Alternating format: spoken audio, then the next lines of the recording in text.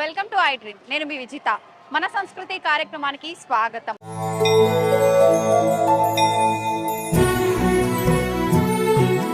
తెలంగాణ ప్రాంతం అంతా కూడా ఆషాఢ మాసం వచ్చిందంటే చాలు మామూలు హడావిడి ఉండదు, మామూలు సందడి ఉండదు. పోతురాజుల విన్యాసాలు, డప్పు చప్పుళ్ళు, బోనాల హంగామా, అసలు ఒక్కటేమిటి అంగరంగ వైభవంగా ఈ వైభవం అనేది కొనసాగుతూ ఉంటుంది.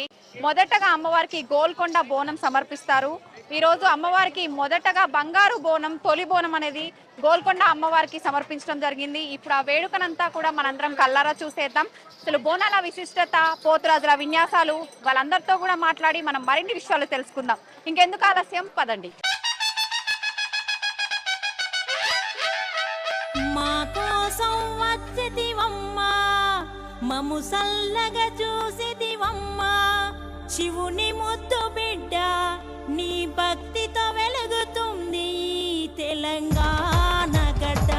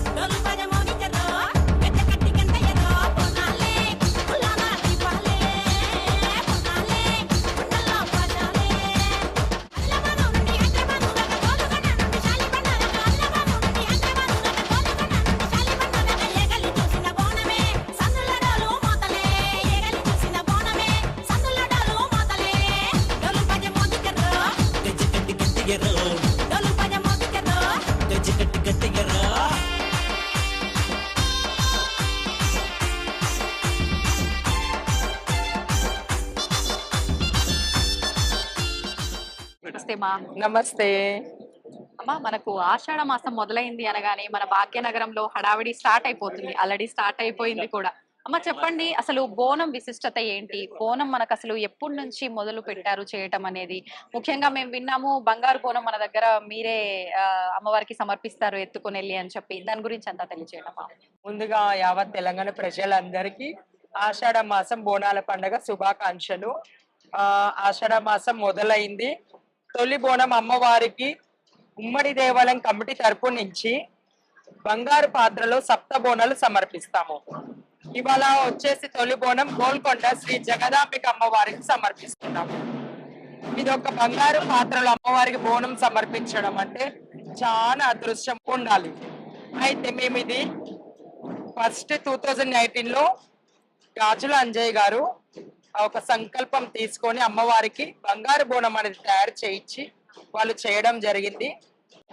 ఒక్క బోనం అమ్మవారికి సమర్పిద్దాము బోనాల పండుగలో అనుకున్నారు.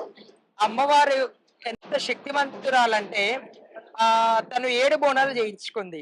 ఒకటే బోనం అనుకున్నాము, కాకపోతే 7 బోనాలు జరిగినాయి.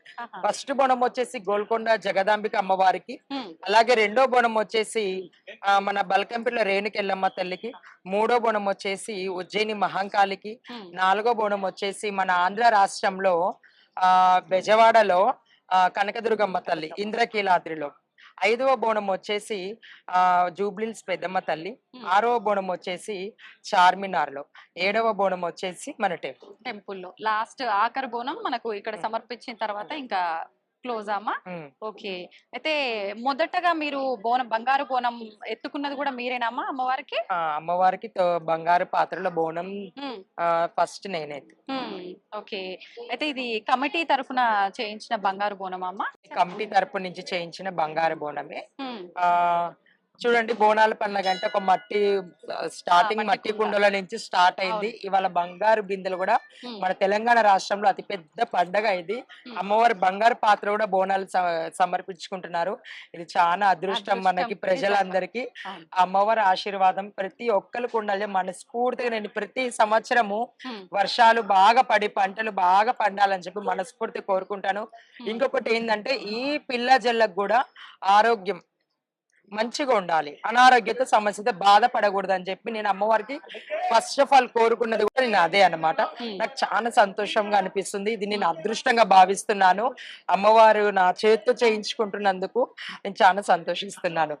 ఈ అవకాశం మళ్ళీ జన్మ ఉండి మళ్ళీ ఇదే అవకాశం రావాలని కూడా కోరుకుంటున్నాను. మా ప్రత్యేకించి బోనం అనేసరికి జోగినిలకి ప్రత్యేకమైన ఇంపార్టెన్స్ ఇస్తారు. ఎందుకనమ్మా? సామాన్యులు బోనం ఎత్తితే అమ్మవారికి ఆనందం కలగదా? జోగినీలు ఎత్తితేనే కలుగుతుంది. అంటే అలా ఏం లేదు. కాకపోతే జోగినీలు మాది శివశక్తులు మేమేందంటే మేము అమ్మవారికి అంకితం అయిపోయి ఉంటాము. మాకు మ్యారేజ్ అనేది, పిల్లలు అనేది, మాకొక లైఫ్ అనేది జెన్యున్ పబ్లిక్ నడిచే లైఫ్ అనేది మాకు ఉండదు. మాకేంటి అమ్మవారితోనే కనెక్షన్ ఉంటది. మేము ఏ పండుగ వచ్చినా అమ్మవారిని పూజిస్తూ అమ్మవారి ధ్యానంలో ఉంటూ ప్రతిదీ అమ్మవారికి సంబంధించింది చేస్తుంటాం అన్నమాట. కనెక్షన్ మాకు కొద్దిగా ఎక్కువ ఉంటది అనమాట. అందు కాబట్టి మాలాంటి వాళ్ళతో బోనం చేపిస్తాం. అలాగే మేము పూనకం ఊగుతూ అమ్మవారికి సంతోషంగా సమర్పిస్తుంటే ఆమెకు అదొక సంతోషం అన్నమాట. అందుకే కొద్దిగా శివశక్తిలో జోగినికి కొద్దిగా ఎక్కువ ప్రిఫరెన్స్ ఉంటది బోనాల్లో. మా బోనాలు అనేసరికి మనకు పోతురాజులు గుర్తొస్తుంటారు. ఏంటమ్మా అసలు పోతురాజులకి బోనంకి మన బోనాల పండగకి కనెక్షన్ ఏంటి? పోతరాజు అంటే అమ్మవారికి తమ్ముడు లాగా అన్నమాట. సొంత తమ్ముడు ఎలాగనో ప్రతి అమ్మవారికి పోతరాజు, పోతలింగన్న, ఊర్ల సైడ్ పోతలింగన్న అంటారు. కంపల్సరీ టెంపుల్ ముంగడ పోతలింగన్న ఉంటాడు. ఆ పోతరాజు అమ్మవారు మనం బోనం వెళ్ళేటప్పుడు పోతరాజు ఈరగోళ్ళతో పెద్ద పెద్ద జడలు వేసుకొని, పెద్ద పెద్ద నిమ్మకాయలు పెట్టుకొని, పెద్ద పెద్ద మీసాలు పెట్టుకొని భయంకరంగా అమ్మవారు గాలి ధూళి ఏదొచ్చిన అమ్మవారికి నైవేద్యంగా ఎంతో నిష్టగా మనం తీసుకెళ్తాము. ఎంతో అలాంటి నైవేద్యాన్ని ఎటువంటి గాలి ధూళి దుష్ట శక్తులు ఎటువంటివి ఆకంఠం చేయకుండా రాకుండా ఈరగోళ్ళతో ఇలా ఆడుకుంటా పాడుకుంటా సంతోషంగా అమ్మవారి బోనం వస్తుందని చెప్పి పోతరాజులు అమ్మవారు తీసుకెళ్లడం జరుగుతుంది. అమ్మవారికి ఒక రకంగా ఆట పాటలు నృత్యాలతో స్వాగతం. డోలు సప్పుళ్ళు మేళ తాళాలతో పోతరాజు విన్యాసాలతో పాలకాయలు అంటే కొబ్బరికాయలు, పాలకాయలు నిమ్మకాయలతోటి, మైసాజి గుగ్గిలం పొగలతోటి, పసుపు కుంకుమతోటి అమ్మవారు ఆనందంగా బోనాల పండుగ జరుపుకుంటూ వస్తుంది. ఓకే అమ్మ, ప్రత్యేకించి మనకు కుండతో చేసిన బోనాలే ఆనవాయితీగా ముందు నుంచి వస్తున్నాయి. ఇప్పుడు మనం చూస్తున్నాం బంగారు బోనం. మరి అమ్మవారికి సమర్పించే బంగారు బోనం అంటే దానిపైన చేసే డిజైన్ కూడా అమ్మవారు అలా ఉంటుంది. దీనికి కూడా ఏమైనా ఉందా అమ్మ? అంటే అమ్మవారు ఉంది. అమ్మవారు మహంకాళి అమ్మవారు చిత్రం ఉన్నది, అలాగే త్రిశూలం ఉంది, అలాగే కలియుగం దైవం శ్రీ వెంకటేశ్వర స్వామి అందరికి ఆశీస్సులు అన్ని ఉన్నాయి బోనంలో. శంకు చక్రాలు ఉన్నాయి, త్రిశూలం ఉంది, శుభకార్యం త్రిశూలం ఉంది అమ్మవారికి. పైన ఎలా ఉందో సేమ్ కింద కూడా బోనానికి అలానే ఉంటాయి. ఎక్కడ బోనం ఎత్తారమ్మా? నేను మన తెలంగాణలో అలాగే ఆంధ్ర రాష్ట్రంలో పటాన్ చెరు, సంగారెడ్డి, కరీంనగర్, కామారెడ్డి ప్రతి ఒక్క ఊర్లో నేను బోనాలు చేశానండి. మన సిటీలో ఆల్మోస్ట్ అన్ని దగ్గర కూడా బోనాలు చేశాను. ఓకే, బోనాలు అనేసరికి మన తెలంగాణలోనే ప్రసిద్ధి.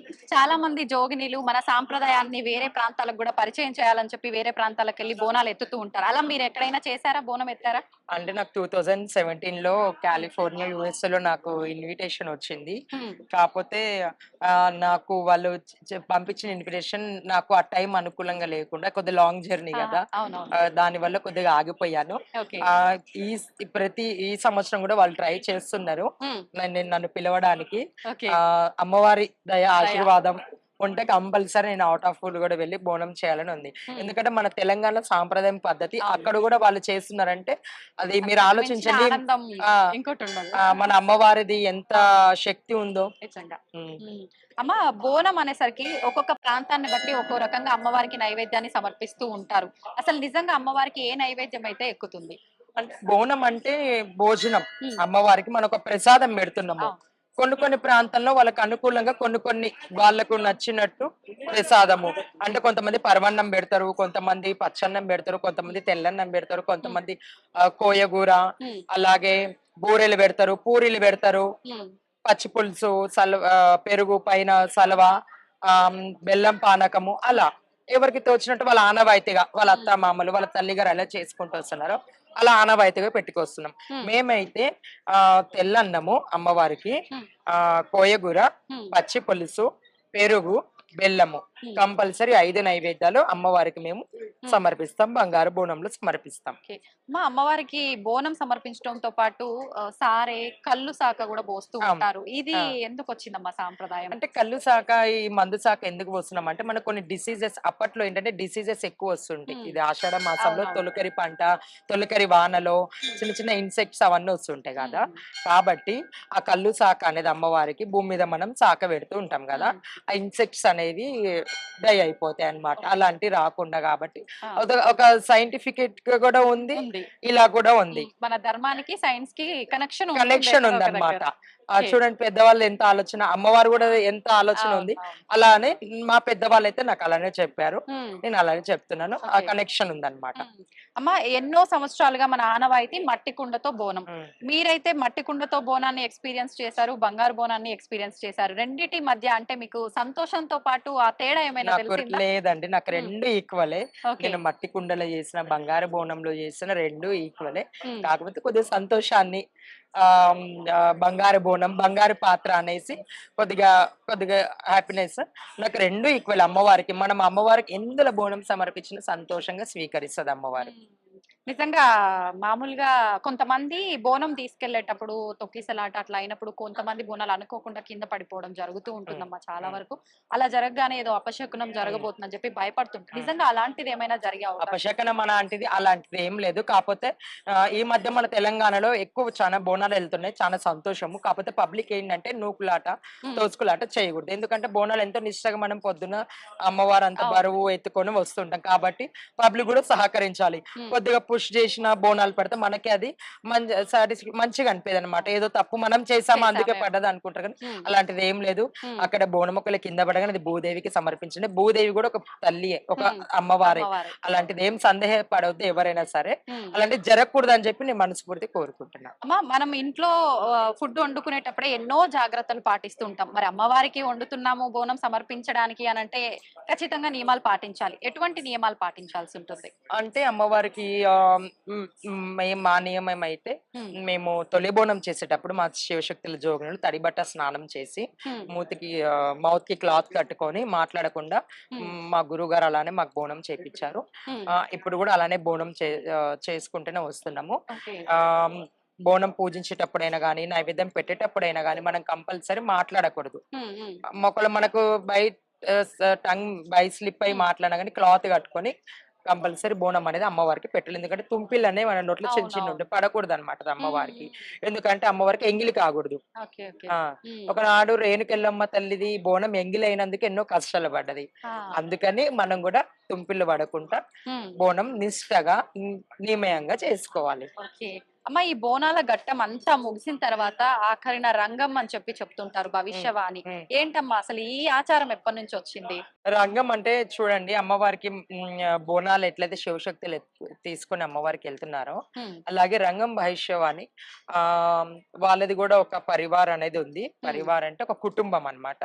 వాళ్ళ తరతరాలుగా వస్తుంది. కొన్ని దేవాలయాలకి కొన్ని కుటుంబాలు అమ్మవారికి ఒక జోగినిగా అంకితం చేసి వాళ్ళు ప్రతి సంవత్సరం రంగం చెప్పడం జరుగుతుంది. రంగం చెప్పడము ఏమిటంటే గుడి పండగ ఎలా జరిగింది, ఆ యొక్క గుడి ఉన్న చుట్టుముట్టు ప్లేస్లలో ఆ యొక్క ఊరిలో అమ్మవారు ఎలా సంతోషపడ్డది ఏంటనేది ఆమె మీద అమ్మవారు ఆవాహించి చెప్పడం జరుగుతుంది అనమాట. బోనాల పండుగ ఎలా జరిగినాయి, ఘటాలు ఎలా జరిగినాయి, ఊరేగింపు ఎలా జరిగింది, ఎటువంటి ఏదైనా అమ్మవారికి ఏదైనా పూజ విధానం తక్కువైనదా, ఏంటిది బై మిస్టేక్ మనం ఏమైనా చేయలేకపోయాం, ఇంకా ఏమైనా చెయ్యాలా అనేది అమ్మవారు రంగం భవిష్యత్తులో చెప్పడం జరుగుతుంది. ఆ పచ్చి కుండ మీద నిలబడి చెప్పడం జరుగుతుంది. ఓకే, నిజంగా అమ్మవారు దయా మనకు అక్కడ తెలిసిపోతుందమ్మా. పచ్చి కుండ పైన ఉండి చెప్పడం అంటే చాలా కష్టంతో కూడుకున్నది. నిజంగా అమ్మవారి మహిమ అనేది అక్కడే తెలిసిపోతుంది మనకు కదా.